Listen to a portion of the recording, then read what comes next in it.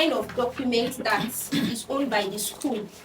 That the owner of the school, the head teacher, the teachers, and probably maybe the head of schools or head of classes should know about, to prepare everybody for a probability of an emergency.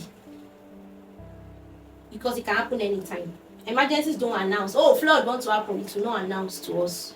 Oh, this thing, Hurricane Katrina, it will not announce. There may be signs, but in this part of this world, Nigeria, we don't really pay attention to such things until it happens. In fact, when it happens, we still not pay attention to those things. So every school can make arrangements. They can make their own personal plans ahead of time for these things. So that if it happens, everybody is already on their toes what to do. Even if the head teacher, even if the head of school is not around, even if the proprietor is not around, whoever is around already knows. Even the head boy already knows what to do. The head girl already knows what to do. Immediately they have a plan, right? So it's not much, actually, it's just 3 pages. But it will be kept in the school. Everybody will be carried along about what is there. It's just emergency. Oh, when there's fire, what to do? When there's this, what to do? Immediately they sound an alarm and everybody is aware. They pack the children, they know what to do. Everybody knows what to do. In case of, I don't know that many establishments don't do these things. But when you go to standard establishments, they just have to do. That's why you will go to some establishment where you are going to see fire extinguishers. When you see a first aid box in every department, when you see fire extinguisher in every department, it means that it came out of a plan like this. It's just an idea. An idea is to help somebody come back to life. Somebody that will be fainting, blow air into the person's nose and bring the person back alive. Okay, at least you did very well. Now, in this part of the world, there are lots of people that don't know much about CPR. In fact, some health professionals don't. Sorry to say, because they don't see it as the primary thing that they should know, right? But it is something that is not subjugated to only health professionals. That's why I'm here today. It's not say, oh, it's when you're a nurse or when you're a doctor that you should know CPR. No, anybody walking on the road should know it, so that if anything happens, you can help your fellow neighbor, right? If you're on the road and something happens suddenly and you have that knowledge, you just park your car and say, okay, let me quickly help out since I have knowledge about this thing.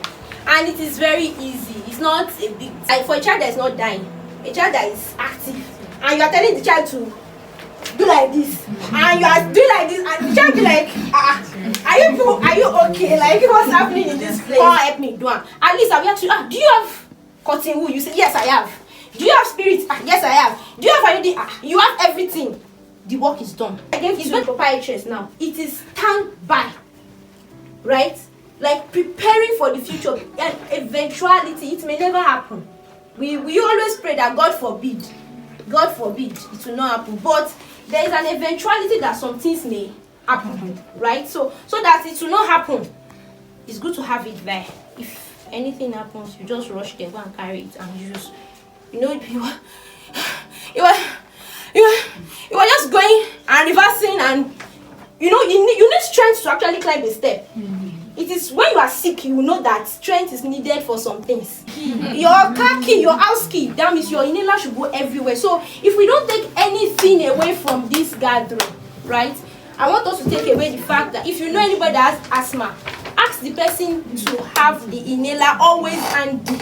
Not kept inside the room, because if it's in the room, if the thing catch you for road, that means that you just wasted your money to buy that inhaler.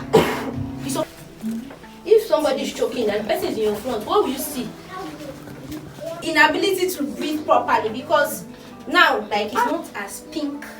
I don't know how it's plain pinkness for us, but you will be seeing signs that the person is turning bluish. The skin or the eye? Skin, yes, the skin is turning bluish, especially the lips. It's very obvious because our lips are, the color of our lips is standing out. It's because we are blacks. If someone is fair, someone like Auntie Mary, someone's blue, is what I want to explain now. If this is somebody's head and this is the neck, the place where the windpipe passes and the place where food passes, they are close by. Do you understand? This is the mouth. Let's say this is the person's mouth now. And this is the eyes. So the person takes in something and is choking on that thing. So once the person is choking on something, that thing may put pressure on the windpipe. The windpipe is taking, okay, let me use, which word will I use now? The respiratory tract. The respiratory tract carries oxygen. When we breathe in through your nose, the nose is here, right? When you breathe in through your nose, the air comes like this. So when the air comes like it goes to the lungs. All of us have lungs, right? After our lungs is here in our chest. And our lungs are protected by the bones. If you see a child and you see bones like this, those bones are majorly protecting the lungs and the heart from any external damage. Any someone can come and blow you. The rib cage will collect the pressure first before the heart or the lungs. So the lungs God had to keep the lungs inside so that there won't be easy access to it. Now when somebody breathes in, it goes into the lungs, right? Now, if there is choking, somewhere can block the breathing of that person. That's why the person starts turning blue. So because you be asking yourself, somebody choke and somebody cannot breathe. What's the relationship? It's because the place where it's food that many people choke on most times. So that thing that is coming may likely block the windpipe. Does it make sense? What I said, does it make sense? Madam, please explain what I said. Food. By times it will choke him. So what happens here? Why is the person trying to breathe? Why is the person struggling to breathe? I was explaining something. Did you see what I was drawing? Yes. Okay, explain. What was I trying to say in that place? You know, she said somebody choked and died. Yes. So why should choking make someone die? That is why I'm dwelling on it. The relationship between death and choking. Why did choke not stand on his own, make death stand on his own? Do you understand? It's because air has to go. Maybe he can't breathe. He cannot breathe. Now that choking, the position where that thing choked is close to where your air has to enter your body. So once air cannot enter, once the thing has blocked the air from going in, that's how the person will just die. Because he's trying to breathe in. You know, they say breathe in, breathe out. Yes. Breathe in, breathe out. But the person cannot breathe in because the person has choked, right? So that's the idea. I hope you understand, right? Okay. See, these skills are things that are simple. But if you don't know it, the person, if you don't know that thing, the person will just die. Now, that thing is chewing on. You can choke on it, but it's quite small. That one is quite small, so it will go through his throat, right? Fish bone. We see people have fish ears. When you are eating dinner, and suddenly a child says, you want to remove it. Make sure you are behind the person, right? Make sure you are once you are behind the person, you can do anything. The person is not going to be facing you. You are behind the person. Now, make sure that the person's head, my brother, turn a bit more. Make sure the level of his head is higher than his body, right? Yes. The level of the head is higher than the body. Then you try to dislodge, just the way she said it. You are using the heel of your hand. You are not using your finger, right? These ones don't have impact. You are using this place. Immediately you give that. I'm trying to be conscious of him because he didn't offend me.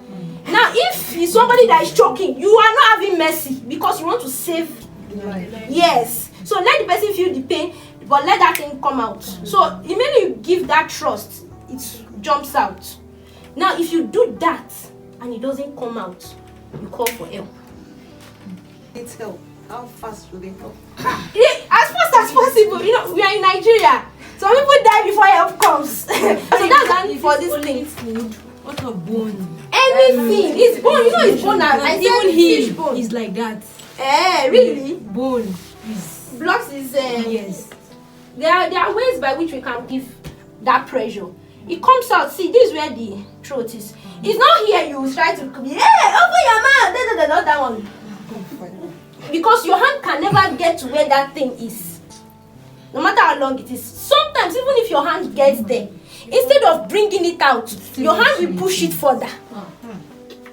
Do you understand? So it is something that is at the back. Pressure from the back that can push out that foreign body from the body. So inside your abdomen, we have different organs. We know that inside here, many things there back.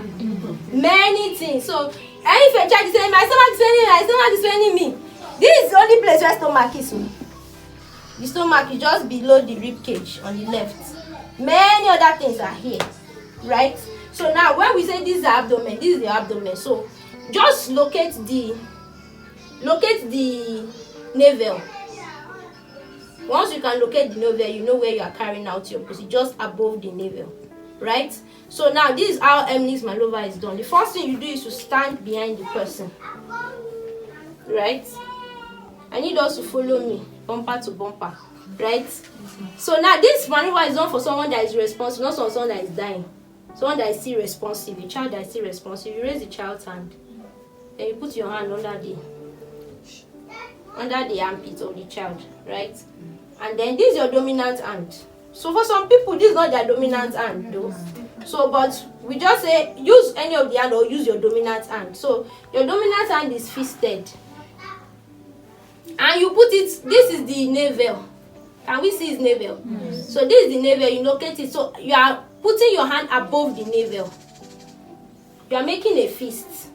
First of all, you are raising the hand. You are putting the hand under. Then you are making a fist with this hand. And you position the fist above the navel. The person will be gone to you. This is not the time to say is a woman, is a man. Say who you want to say first. Then people will be analyzing your gender. Then you put your hand be above the navel, right? Then you use this hand to grab your second hand. Right? This one go there inside. This one go there outside. So two of them go hold themselves where. I'm speaking pidgin so that the thing will enter very well. So now, when you do that, you now give it, it will pain this boy. But what you will do is you give a thrust. Bele? You try it again. So you're putting pressure on whatever is on the chest. Right? It's usually painful and the child is short. You have to kneel behind the child. So that child's leg must not lift, must not come off. No, it will come off. What I'm saying is, if I was tall, my hand will not even reach his navel. You understand? Or if he was short, I will have to come down like this. So if you are doing it for a child that is small, now you go come down so that you can still grab that person at that place and give the thrust. I hope we understand. How many times? You can give it as many times as you can. Come out. Until it, no, okay, and if it is not coming out? If it's not coming out, you have to seek for help. You have to either go to the hospital or seek for help. Before you go. I will bend his head. Down. Yes. It should be a bit lower than the body. Yes. I will not use mine. This one is not yet lower. Even the boy is struggling that people should not break my neck. Is there another boy outside? Lower than the body. Yes, like yes. So I will use here. You are not behind the mix of person, yes. The head of your hand. I will push. Yes. Please, because I'm bending. So it should be like this. Yes. Pressure to bring out that thing. Even the child, it's a responsive child. Even the child will tell you that, no, it has gone. You understand? The child will give a response that will make you know the effect has been gotten.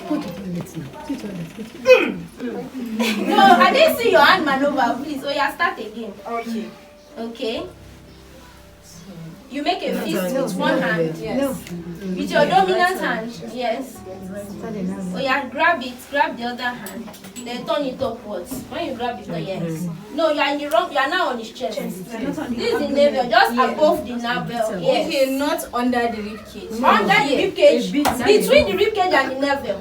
So your hand is above the navel. Yes. Okay, not on the navel. Not on the navel. Above. Yes. Okay. I hope you are videoing now so that she will see what she did. Wait, yes. It's okay. Now the guy is even bending straight, stand straight. Like this. Again. Are you using the head of your hand? Okay. So that's it. No, it's too. So she has not finished. She wants to locate the navel. Okay. She has slept. Like this. She's not sleeping. She's not.